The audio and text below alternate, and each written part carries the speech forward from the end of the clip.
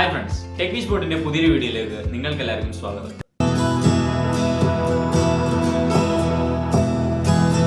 ഇന്ന് ഞാൻ ചെയ്യാൻ പോകുന്ന പ്രോജക്റ്റ് ആണ് വയർലെസ് പവർ ട്രാൻസ്മിഷൻ. എങ്ങനെ വയർലെസ് ആയി പവർ ട്രാൻസ്മിറ്റ് ചെയ്യാവുന്നു, ആ പവർ ഉപയോഗിച്ച് എങ്ങനെ ഒരു ബൾബ് കത്തിക്കാവുന്നു എന്ന് ഞാൻ നിങ്ങൾക്ക് കാണിച്ചു തരാം. അതിനു മുമ്പ് നിങ്ങൾക്ക് ഒരു മഹാനായ അധികമാരും അറിയപ്പെടാത്ത ഒരു വ്യക്തിയെ പരിചയപ്പെടുക. അദ്ദേഹമാണ് നിക്കോള ടെസ്ല. നിക്കോള ടെസ്ലയുടെ ജീവിതത്തെ പറ്റി പറയുമ്പോൾ തോമസ് ആൽവ എഡിസനെ പറ്റി പറയാതിരിക്കാൻ പറ്റില്ല. നിങ്ങൾക്ക് എല്ലാവർക്കും അറിയാം എഡിസൺ എന്തിന്റെ പേരിലാണ് പ്രശസ്തനായതെന്ന്. 1879 കാലഘട്ടത്തിലായിരുന്നു എഡിസൺ ബൾബ് കണ്ടുപിടിച്ചത്. ആ കാലഘട്ടത്തിൽ അമേരിക്കയിലെ വീടുകളിൽ ബൾബ് ഹോൾഡറുകളോ സ്വിച്ചുകളോ വയറിങ്ങുകളോ ഒന്നും ഉണ്ടായിരുന്നില്ല. എഡിസൺ ഒരു ബിസിനസ് മൈൻഡഡ് ആയിട്ടുള്ള ഒരാളായിരുന്നു. അദ്ദേഹം ഇതുപോലൊരു വലിയ കച്ചവട സാധ്യത കാണുകയും അമേരിക്കയെ ലൈറ്റപ്പ് ചെയ്യാൻ വേണ്ടി എഡിസൺ ഇലക്ട്രിക് കമ്പനി സ്റ്റാർട്ട് ചെയ്യുകയും ചെയ്തു. എഡിസൺ ഉപയോഗിച്ചിരുന്നത് DC അഥവാ ഡയറക്റ്റ് കറണ്ട് ആയിരുന്നു. ഡയറക്റ്റ് കറണ്ടിന് വലിയൊരു പോരായ്മ ഉണ്ടായിരുന്നു. ഒരു DC സ്റ്റേഷനിൽ നിന്ന് 1/2 മൈൽ ദൂരത്തിൽ മാത്രമേ DC പവർ സപ്ലൈ ചെയ്യാൻ പറ്റുമായിരുന്നുള്ളൂ. അതുകൊണ്ട് തന്നെ എഡിസണിന് ഒരുപാട് DC സ്റ്റേഷനുകൾ സ്ഥാപിക്കേണ്ടി വന്നു. എഡിസന്റെ DC സിസ്റ്റത്തിന് എഫിഷ്യൻസി കുറവായിരുന്നു. അതുപോലെ തന്നെ വളരെ കൂടുതൽ സ്പാർക്ക് പ്രൊഡ്യൂസ് ചെയ്യുന്ന ജനറേറ്ററുകളായിരുന്നു DC സിസ്റ്റത്തിൽ ഉപയോഗിച്ചിരുന്നത്. ഈ ഒരു കാലഘട്ടത്തിലായിരുന്നു നിക്കോള ടെസ്ല അമേരിക്കയിൽ എത്തുന്നതും എഡിസന്റെ കമ്പനിയിൽ ജോലി ചെയ്യാൻ തുടങ്ങുന്നതും. ടെസ്ല അമേരിക്കയിൽ എത്തിയതിന് ഒരു ലക്ഷ്യമുണ്ടായിരുന്നു. ആൾട്ടർനേറ്റിംഗ് കറണ്ട് എന്ന അദ്ദേഹത്തിന്റെ ആശയത്തെ എഡിസന്റെ സഹായത്തോടുകൂടി പ്രാവർത്തികമാക്കുക എന്നതായിരുന്നു. ടെസ്ല ആൾട്ടർനേറ്റിംഗ് കറണ്ട് എന്ന ആശയം എഡിസണിനോട് പറഞ്ഞപ്പോൾ എഡിസൺ ആ ആശയത്തെ തള്ളിക്കളയുകയാണ് ചെയ്തത്. എഡിസന്റെ വീക്ഷണത്തിൽ ആൾട്ടർനേറ്റിംഗ് കറണ്ട് വളരെ അപകടകരവും അത് കൺട്രോൾ ചെയ്യാൻ പറ്റാത്തതുമായിരുന്നു. ഇപ്പോഴുള്ള DC സിസ്റ്റം ഉപയോഗിക്കാനും അത് ഇംപ്രൂവ് ചെയ്യാനുമുള്ള ജോലി എഡിസൺ ടെസ്ലയെ ഏൽപ്പിച്ചു. അതിനൊപ്പം ഈ DC സിസ്റ്റം ഇംപ്രൂവ് ചെയ്താൽ $50,000 ടെസ്ലയ്ക്ക് കൊടുക്കാമെന്നും ഓഫർ ചെയ്തു. അങ്ങനെ ടെസ്ല വളരെയധികം പരിശ്രമിച്ച് എഡിസന്റെ DC സിസ്റ്റം ഇംപ്രൂവ് ചെയ്തു. DC ജനറേറ്ററിന്റെ സ്പാർക്ക് കുറയ്ക്കുകയും ചെയ്തു. പറഞ്ഞ ജോലി ചെയ്തിട്ടും എഡിസൺ ടെസ്ലയ്ക്ക് ഓഫർ ചെയ്ത പണം കൊടുത്തില്ല. ഈ ഒരു കാര്യം കൊണ്ട് തന്നെ ടെസ്ല എഡിസന്റെ കമ്പനിയിലെ ജോലി രാജിവെക്കുകയാണ് ചെയ്തത്. പിന്നെയുള്ള 2 വർഷക്കാലത്തോളം ടെസ്ലയ്ക്ക് വളരെ ബുദ്ധിമുട്ട് നിറഞ്ഞ സമയമായിരുന്നു. അദ്ദേഹത്തിന് ചിലവുകൾ കഴിയാൻ വേണ്ടി എഡിസന്റെ തന്നെ കമ്പനിയായിരുന്ന എഡിസൺ ഇലക്ട്രിക്കിലെ DC സ്റ്റേഷനുകളിലെ കേബിൾ കുഴിച്ചിടുന്ന ജോലിയായിരുന്നു പിന്നെ ചെയ്തുകൊണ്ടിരുന്നത്. പക്ഷെ AC എന്നൊരാശയം അദ്ദേഹത്തിന്റെ മനസ്സിൽ അപ്പോഴും ഉണ്ടായിരുന്നു. 2 വർഷങ്ങൾക്ക് ശേഷം ടെസ്ലയുടെ ആശയത്തിനെ സപ്പോർട്ട് ചെയ്യുന്ന ഒരു ധനികനായ ഇൻവെന്റർ മുന്നോട്ട് വരികയായിരുന്നു. അദ്ദേഹമാണ് ജോർജ് വെസ്റ്റിംഗ് ഹൗസ്. അങ്ങനെ വെസ്റ്റിംഗ് ഹൗസുമായി ചേർന്ന് ടെസ്ല ഒരു ലാബ് സെറ്റപ്പ് ചെയ്യുകയും അവിടെ പരീക്ഷണങ്ങൾ നടത്താൻ തുടങ്ങി. ഹൈ വോൾട്ടേജ് AC വലിയ അപകടമാണെന്ന് ടെസ്ലയ്ക്ക് അറിയാമായിരുന്നു. ആ സമയത്ത് യൂറോപ്യൻ എഞ്ചിനീയർമാർ കണ്ടുപിടിച്ച ഒരു ഡിവൈസിനെ പറ്റി ടെസ്ലയ്ക്ക് അറിയാൻ സാധിച്ചു. അതായിരുന്നു ട്രാൻസ്ഫോമർ. ട്രാൻസ്ഫോമർ ഉപയോഗിച്ച് ഹൈ വോൾട്ടേജ് സ്റ്റെപ്പ് ഡൗൺ ചെയ്യാനും ലോ വോൾട്ടേജ് സ്റ്റെപ്പ് അപ്പ് ചെയ്യാനും സാധിക്കുമായിരുന്നു. ടെസ്ലയുടെ ഈ വളർച്ച എഡിസനെ വളരെയധികം അസ്വസ്ഥനാക്കി. കാരണം ടെസ്ലയുടെ കണ്ടുപിടുത്തം ലോകം അംഗീകരിച്ചാൽ എഡിസന്റെ കണ്ടുപിടുത്തത്തിന് ഒരു ഫലവുമില്ലാതാവും. എഡിസൺ ആൾട്ടർനേറ്റിംഗ് കറണ്ടിനെ പറ്റി തെറ്റായ വാർത്തകൾ പ്രചരിപ്പിക്കാൻ തുടങ്ങി. എഡിസൺ അദ്ദേഹത്തിന്റെ അസോസിയേഷനെ വിളിച്ചു വരുത്തുകയും അവരുടെ മുന്നിൽ വെച്ച് AC കറണ്ട് ഉപയോഗിച്ച് മൃഗങ്ങളെ കറണ്ടടിപ്പിച്ച് കൊല്ലുകയും ചെയ്തു. AC കറണ്ട് ഇത്രയധികം അപകടകാരിയാണെന്നാണ് എഡിസൺ സ്ഥാപിക്കാൻ ശ്രമിച്ചത്. അങ്ങനെ എഡിസൺ ടെസ്ല കറണ്ട് യുദ്ധത്തിന് തുടക്കം കുറിച്ചു. ടെസ്ലയും വെസ്റ്റിംഗ് ഹൗസും ഇതിനെ ശക്തമായി എതിർത്തു. എഡിസൺ അതുകൊണ്ടൊന്നും അവസാനിപ്പിച്ചില്ല.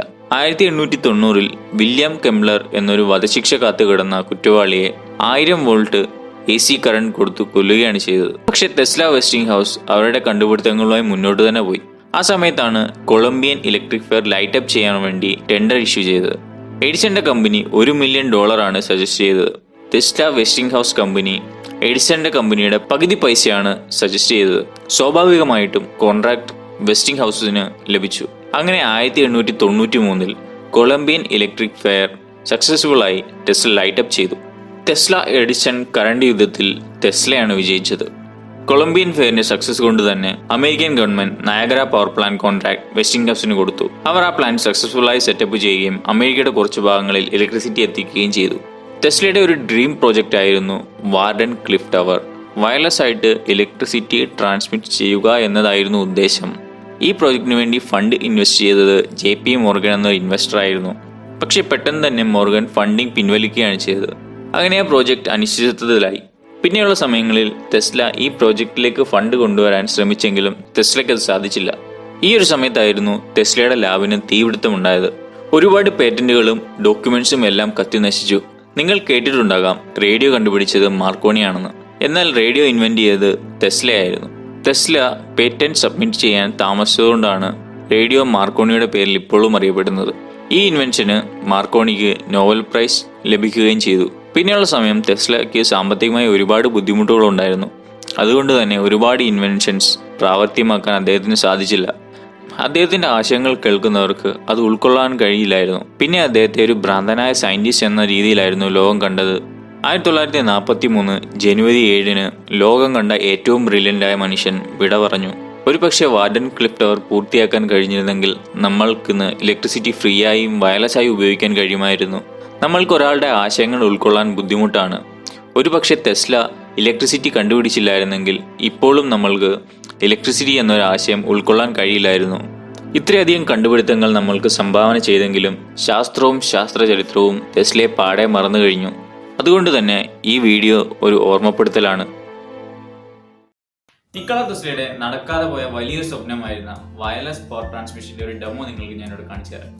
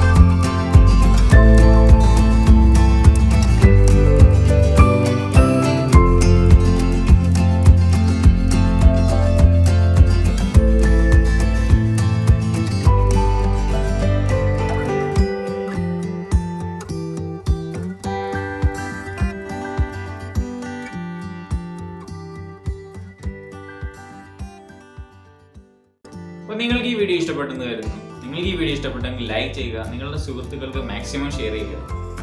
അപ്പോൾ നിങ്ങൾ ഈ ചാനൽ സബ്സ്ക്രൈബ് ചെയ്തിട്ടുണ്ടെങ്കിൽ ദയവായി നിങ്ങൾ ഈ ചാനൽ സബ്സ്ക്രൈബ് ചെയ്യുക. പുതിയ ടെക്നിക്കൽ വീഡിയോ നമുക്ക് വീണ്ടും കാണാം. Till then bye.